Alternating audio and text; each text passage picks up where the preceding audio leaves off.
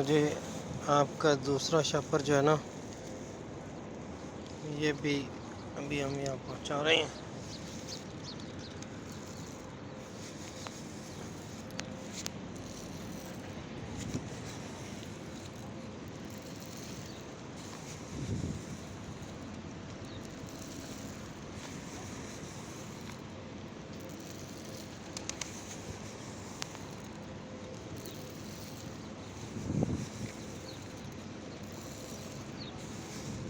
ये मदीना शरीफ है।